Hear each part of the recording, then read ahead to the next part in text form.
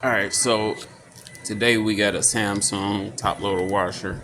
And just over the period of years that I've been doing this, a lot of these Samsung washers rot right here or rust where the dispenser, what's the name, goes. So as you can see, what I'm doing, I have removed the dispenser. I'm just sanding it down ever so lightly. It's almost like doing body work on a car, to be honest with you. But this is going to be for sale, so this is why I'm doing it. If you want to do it as well, what I normally do is come in with a steel wire brush it down a certain distance. You don't want to eat it into it too far, but you definitely want to remove the rust. Some of these you'll have to where the rust is so deep that you actually can't. I mean, you can remove it down, but it'll eat into the metal to where you actually seeing through the metal. If you want to save some money, I mean, it will take you, hour, 2 hours, I don't know. But you can use the same compound that you would use to bondo a car, and you would do the same process. So just a few quick tips and tricks to get it done. Sand the rust down. Uh, once you've sand the rust down, come in there with a sandpaper. I think I'm using right now. Let me see. Right now I am using, so y'all can see it yourself. This is 3M and I think it's like 400 grit. No, this is 240. All right, so I came in with a 240 grit. This is just what I'm using to give it a sort of a finish. And you really can't see it, but zoom in.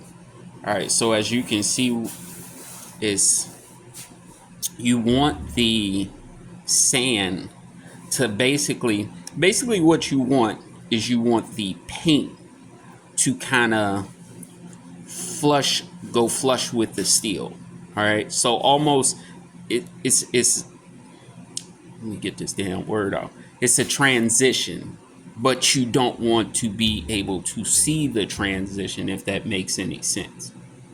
All right, so it's going from one side to the next, to the rusted part, which was right in here, but you don't want to be able to see that transition. It should be a smooth transition, so I shouldn't feel any resistance along here, which I still do. It's kind of like cutting a hair. I don't know. I'm trying to give you all good analogies to help you out, but anyway, the transition from here to here should be flawless. You don't want to keep doing it too much, but you just want to be able to rub your hand. Also remove any dirt or dust, because that can restrict what you're trying to feel. So you just want to make sure that the transition from both pieces is sort of flush. Like I said, flush. Yeah. And you want to do that all the way around in corners. It's not going to be perfect, but hey, it'll save you a couple of $100 from going out buying another washing machine if this is the only problem that you have with the washing machine. Then I'll come back with a another video. You can prime it if you want to. I don't prime it. Some people like doing it that way. But for this one little spot, I see absolutely no need. Next step is if you had Bondo, you would basically put the Bondo on here. Bondo is basically a filler.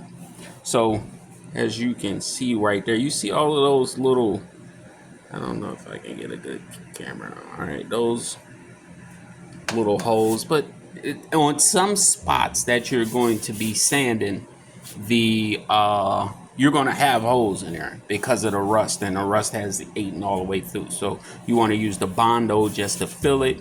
You want to come and make sure, use your spatula to even it out. Then you want to come back and sand it.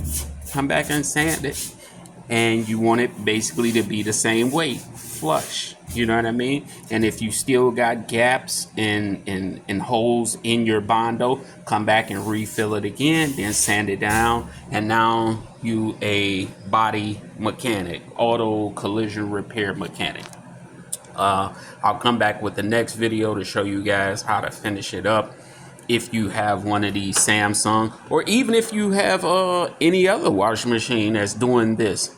Some are worth doing it. I'm in the business of reselling items, so for me it's a big plus if I can take this washing machine, which was rusted around here, which automatically depreciates the value, instead of getting $400 to $500 for the machine, a customer try to give me $150, $200. So if I fix this, this puts the value up back up to $375, I would say.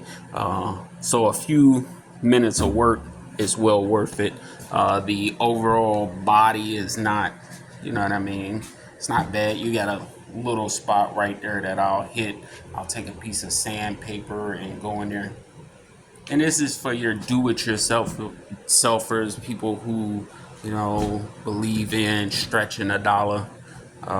Just a tip and a trick, and if it helped you, please subscribe to the channel, like and follow. I'm gonna try to post more videos and try to figure this camera situation out, because it's kind of hard holding the camera and talking.